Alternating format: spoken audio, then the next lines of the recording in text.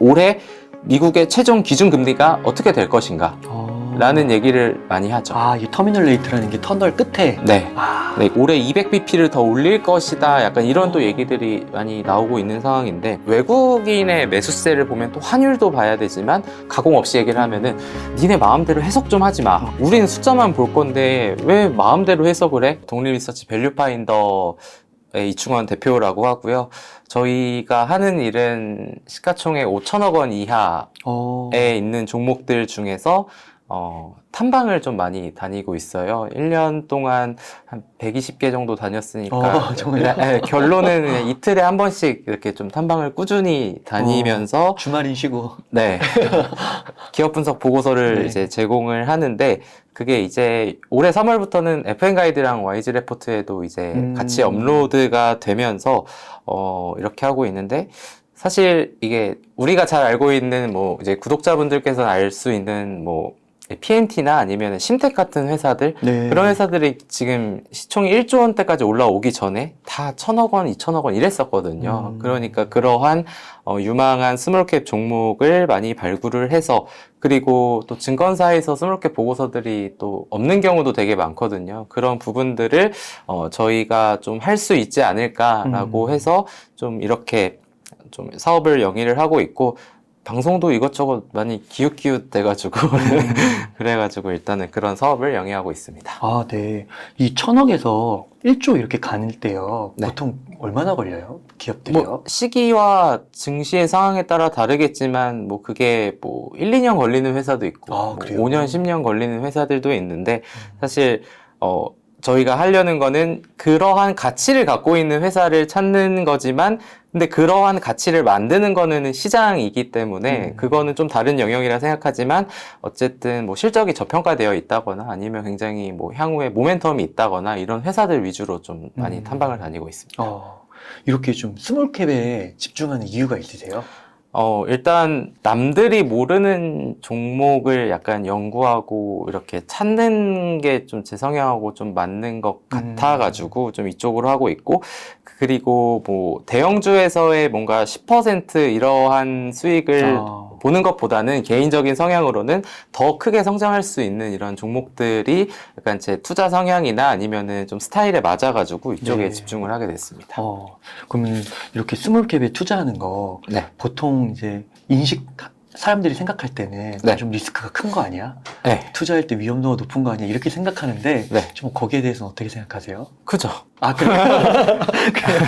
그래서 연구가 필요한 거군요. 그래서 저희가 최대한 하려는 거는 어떻게든 무조건 IR 담당자하고 얘기를 하는데, 물론 IR 담당자가 얘기해주는 게 또 100%는 아닐 수는 있겠지만, 그래도 회사와의 이런 만남이나 얘기를 통해서 분석하는 게 맞는 것 같고, 하이리스크 하이리턴이다 보니까, 저도 증권사 PB 했던 시절에 이제 코로나 이제 발생했을 뭐 재작년 3월쯤에는 모두가 이제 시작을 할 때는 삼성전자, SK하이닉스, 우량주부터 원래 주식할 땐 다 시작을 하거든요. 근데 이게 좀 내공이 쌓이고 경력이 쌓이고 이런 경험이 쌓이다 보면은 그 아래까지 내려가게 되는 게 보통 순서더라고요. 이게 처음부터 스몰캡을 공부해서 시작하시는 분은 많이 못 본 것 같아요.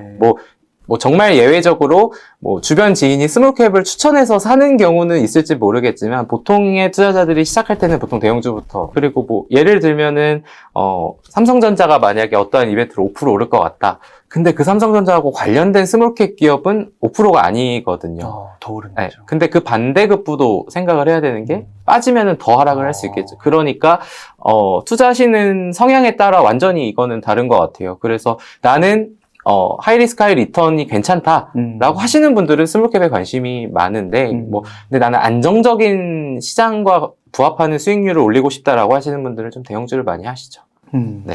그러면 아까 뭐 심텍 같은 5천억 이하일 때부터 이렇게 연구하셔가지고 이제 1조 이렇게 되고 하는 기업들 있잖아요. 그런 기업들을 이렇게 탐방을 가시면 좀 분위기가 다른가요? 네, 탐방 가면 회사가 다 분위기가 달라요. 어떤 데는 진짜 묻는 말에만 대답을 해주시는 분도 계시고, 알아서 다 괜찮은, 뭐, 오프 더 레코드 제외하고 회사의 사업에 되게 친절하게 설명해 주시는 분도 있고, 그리고 보면은 또 탐방을 안 받는 데도 있거든요. 여러 가지 이유가 있는데, 뭐, 그 중 하나는 뭐, 이제, 증여, 상속, 이런 것 때문에 또 안 받으시는 데도 네. 있고, 스몰캡 기업의 경우에는 삼성전자가 상속 증여하는 거를 이렇게 숨길 수는 없는 건데, 그렇죠. 어쨌든 스몰캡에서는 좀 그런 일들이 있어가지고 회사마다 분위기가 정말 확연히 다 다른 것 같습니다. 그럼 확실히 좀 앞으로 잘 될 기업들은 좀 네. 뭐 직원들의 표정이 뭐 밝다거나 네. 기업 뭐 이렇게 딱 들어갔을 때 분위기가 좀 생기가 있다거나 그런 게 좀 느껴지세요? 표정 밝은 분들을 많이 못 봐서. 아, 그러시구나. 근데 한 가지 약간 상승하는 종목의 특징 중에 하나를 꼽자면은 IR 담당자분이 이런 뭐 저뿐만이 아니라 이런 주주분들 시장과 소통을 되게 잘 하시는 데가, 예를 들면은 어떠한 뉴스가 나왔는데 뭐 그게 좋은 소식이든 안 좋은 소식이든 전화를 했을 때 약간 이렇게 상세하게 시장에 설명을 하시려는 회사가 있고, 아예 그냥 이제 전화를 아예 안 받으시고 소통을 안 하는 또 이런 데도 있어가지고, 좀 그런 부분들이 좀 특징적이다라고 이렇게 말씀드리겠습니다. 뭔가 또 그런 악재에 있어서 자신감도 있고, 네. 떳떳한 것도 있고, 네네네. 그러니까 아무래도 그렇게 더 자신있게 이야기할 수 있는 것 같고. 아, 네. 오늘 너무 이렇게 스몰캡 또 많은 분들이 이제 대형주 이런 이야기 좀 듣다가 네. 색달라서 되게 재밌을 것 같은데요.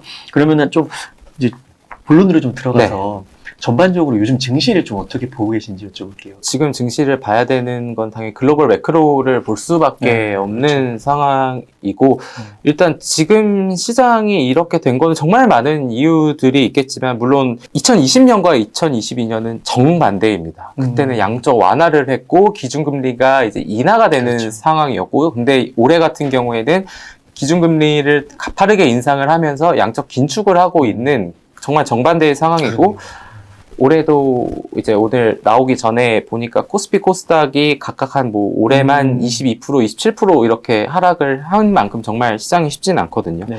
그러한 상황에서 결국은 지금 시장에서 봐야 되는 거는 요즘에 또 새롭게 부각이 되고 있는, 뭐 원래부터 있긴 했지만 터미널 레이트라는 얘기를 굉장히 많이 합니다. 올해 미국의 최종 기준 금리가 어떻게 될 것인가 라는 얘기를 많이 하죠. 아, 이 터미널 레이트라는 게 터널 끝에? 네.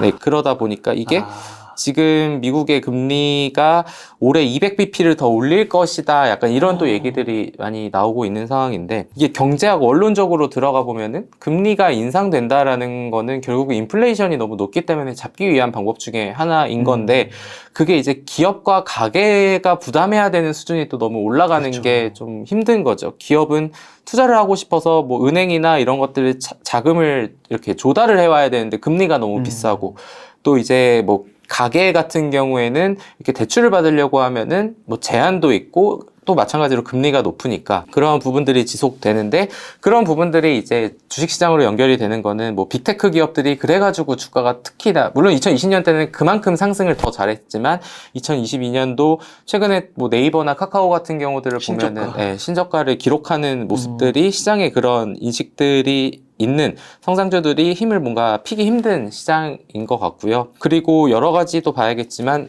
외국인의 매수세를 보면 또 환율도 봐야 되지만, 먼저 투자자 예탁금을 좀 봐야 될 것 같아요. 올해 초, 이거는 금융투자협회 통계 시스템 홈페이지에 들어가면 조회를 하실 수 있는데, 올해 초에 70조 원 정도였었거든요. 네. 투자자 예탁금이. 근데 제가 어제자 기준으로 봤을 때 그게 51.5조 원까지 이제 감소를 했습니다. 많이 줄었네요. 물론 그게 이제 주식을 사서 줄은 걸 수도 있겠지만, 어쨌든 시장에 이제 대기하고 있는 자금이 줄어든 거다 보니까 거의 이렇게 되면은 굉장히 많이 20조 원 가까이 하락을 한 거면 뭐 20-30% 가까이 감소를 한 건데, 그러니까 결론은 시장에 돈이 없어요. 근데 변동성이 확대가 되고, 시장이 좋은 시기에는 좋은 것만 반영을 하지만 시장이 안 좋을 때는 악재에 더 민감하게 반응을 하잖아요. 그러니까 매도를 하려고 하면은 이게 매수가, 예를 들면 개별 주식으로 보면은 매수 호가에 받쳐지는 물량이 많이 없어요. 그렇구나. 네, 예전에는 뭐 만약에 100을 판다 했으면은 뭐 2-3개 호가에서 막아질 게 지금은 이제 4-5개로. 그러네요. 네, 그러니까 더 이제 하락폭이 크게 되는 거고, 그래서 이제 하락 체감이 더 큰 거고, 거래대금까지도 올해 초에 제가 기억하는 게 코스피 코스닥이 한 7-8조 원 정도 됐거든요. 일평균 거래대금이. 네. 근데 최근에 이제 6월, 7월, 7-8월쯤 보면은 그게 한 5조 원 정도대로 많이 줄어들었어요. 이것도 한 20-30% 줄었네요. 네, 그러니까 그게 제 사람들이 안 사는 거거나, 이제 손실이 났으니 매매를 안 한다거나, 이 두 가지의 뭐 경우의 수도 있겠지만, 최근에도 저도 방송하면서 얘기 듣는 게, 왜 가는 섹터만 가냐? 예를 들면은 뭐 태조 이방원, 태양광 조선, 2차전지, 방산, 원전, 그리고 최근에 2차전지에서 부각되는 이제 폐배터리 관련주들이 있잖아요. 그런 게 왜 더 가냐? 느낌이 그냥 어항에 예전에는 물이 이 정도 있었는데 지금은 이 정도밖에 없는 거죠. 그러니까 수급이 몰리는 데만 몰린다고 저는 생각을 하거든요. 그러니까 요즘에는 사실 저평가라고 얘기하기가 되게 힘든 게 일단 전체적으로 주식의 가격들이 많이 내려와서 저평가된 회사도 많은데 지금은 저평가니까 갈 수 있다라는 논리가 되게 시장에서는 어떻게 반응을 하냐면 저평가된 거 뭐 그거 하나야? 약간 이런 생각을 많이 하거든. 이런 얘기들을 많이 하다 보니까 결국은 지금 전체적으로 뭐 환율도 이따가 말씀을 드리겠지만 시장의 유동성 또 우리가 주식을 할 때 항상 얘기를 하는 게 약간 미남 아니면 미인 이런 그렇죠. 대회라고 내가 아무리 좋다고 생각을 해도 남들이 다 좋다고 그렇죠. 생각을 해야 되는 거다 보니까 이 회사 주식이 정말 저평가되고 좋은데 주가가 안 가. 그럼 지금 시장에서 돈이 많이 도는 게 없으니 돈이 도는 쪽으로만 돈이 또 가는 거거든요. 네. 그러니까 그런 부분들은 좀 시간이 필요할 수밖에 없는 환경에 지금 놓여 있다. 이렇게 좀 보시면 될 것 같습니다. 그러면은 뭐 미래 뭐 금리 수준 뭐 그런 거는 정확하게 알 수는 없겠지만 네네. 뭐 한 4.5 정도 가면 네. 그 다음에는 뭐 일정 기간 횡보를 한 다음에 내려갈 수 있는 가능성이 네. 높다라고 보는 거죠. 네, 파월 의장이 지금 이렇게 강경하게 나오는 게 잭슨홀 미팅 8분 했을 때 얘기했던 게 가공 없이 얘기를 하면은 니네 마음대로 해석 좀 하지 마. 우리는 숫자만 볼 건데 왜 마음대로 해석을 해? 라는 얘기가 이제 완전히 시장에 이제 찬물을 끼얹은 거죠. 아, 그러면 연준은 그렇게 생각을 하니까 우리도 그쪽을 봐야 되는구나. 그리고 투자 격언 중에 하나가 뭐 시장에 맞서지 말라는 말도 있지만 연준에도 맞서지 말라라는 게 좀 그런 얘기들. 최근에도 이제 이번 달부터 양적 긴축을 하면서 기존에는 월 475억 달러를 이제 줄여 나갔지만 이제는 그 2배, 950억 달러를 더 줄여나가는 게 본격화되는 시점인데 시황 애널리스트들의 자료를 보면은 사실 950억 달러씩을 줄였던 사례가 없기 때문에 이 상황이 어떻게 시장에 영향을 미칠지는 지켜봐야겠다라는 보고서들도 많이 나왔었거든요. 네. 그러다 보니까 좀 여러 가지 부분들 현금을 보유하신 분들이라면은 그냥 하락할 때마다 모아가는 전략이 맞는 것 같고 근데 기존에 이미 주식이 100%다라고 하신다면은 만약에 저라면 종목수가 만약에 10개다라고 하면은 줄이는 게 맞다고 생각을 합니다. 왜냐하면은 지금 시장은 가는 종목만 더 가는 그런 상황이기 때문에 10개를 다 깔아놓고 뭔가 조금씩 올라오는 것보다는 갈만한 종목을 압축하는 게 더 효율적일 것 같다라는 생각을 하고 있고 솔직히 지금 이러한 시점 지금 지수 차트 보시면 아시겠지만 지금이 코로나 이전에 하락하기 직전에 코스피 지수하고 지금 정말 비슷해요. 물론 환경은 다릅니다. 그때 지금의 이런 기조들은 다 다르지만 지금 시점에서 현금화를 하는 게 과연 맞을까는 생각이 들어요. 늦었지. 네, 그러니까 현금화를 해서 아까 말씀드린 것처럼 10개 중에서 5개를 팔고 5개를 더 사는 거는 저는 포트폴리오 조정 측면에서는 괜찮다라고 생각을 하는데 물론 뭐 10%, 20% 이 정도 늘리는 거는 상관이 없겠지만 현금을 싹 팔고 나 이제 주식 안 할 거야 라고 하기에는 좀 쉽지가 않은 게 잘 아시겠지만 제 원금이 만약에 100인데 이게 80 예를 그리고 60이 됐다고 치면 20% 40% 손실이 난 거잖아요. 근데 80으로 다시 원금 만들려면 다 팔고 나서 25%의 수익을 내야 돼요. 근데 60이면은 거의 60% 정도, 66%의 수익률을 내야 되거든요. 네. 그래서 여기서 봐야 되는 부분이 이게 진짜 실익이 있나? 물론 지금 와서 제가 말씀드리고 나서 지수가 더 하락을 할 수도 있죠. 그렇게 됐을 때는 실익이 있는 건 맞는데 이렇게까지 하락을 연초 대비해서 지금 코스닥이 27, 8% 하락해 있는 상황에서 파는 게 진짜 실익이 있는 부분에 대해서는 이거는 각자의 판단에 따라 달라지겠지만 제 입장에서는 실익이 없다고 생각을 하거든요. 네. 그런 관점에서 그러면은 상대적으로 빨리 회복을 할 수 있는 방법이 압축을 시킬 수 있는 방법이 아닐까라고 좀 그렇게 보고 있습니다. 그러니까 지금 주식을 팔더라도 정말 좀 공부를 해가지고 네. 그 올라갈 건 올라가니까 네. 거기에 이제 더 타는 거지. 네. 아예 진짜 주식을 다 팔고 현금을 갖고 시장을 떠나버리는 거는 어떻게 보면 최악의 상황일 수 있는. 네. 제가 저희 회사가 그래서 지난달하고 이번 달 탐방을 한 달에 12개, 13개씩 하는 이유가 가격은, 그러니까 가치는 그대로일 수 있겠지만 가격은 많이 내려왔잖아요. 이럴 때 종목을 찾아서 시장이 안정화가 돼서 상승하는 그림이 나올 때 그런 종목들도 잘 갈 수 있지 않을까라는 라는 이런 컨셉으로 저는 생각을 하고 있고, 그리고 주식을 약간 어떤 느낌이냐면 한 번만 해본 사람은 또 없지 않을까, 또 주식이라는 게. 근데 뭐 올해 시장이 좀 안 좋을 뿐이지.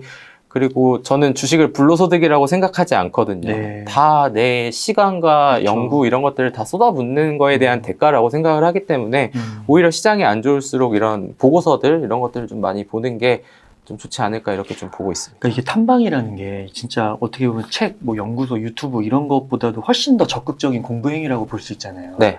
그러니까 어떤 분들은 이런 어려운 시기에 주식창 닫고 네. 심지어는 떠나는 분들이 네. 있는데 오히려 그 시기에 진짜 공부를 한다는 게 네. 이 탐방까지 한다는 게 그런 종목을 찾기 위한 진짜 공부의 끝판왕이 아닌가. 일이어서 네. 일이어서 하는 겁니다. 일이어서. 네. 아,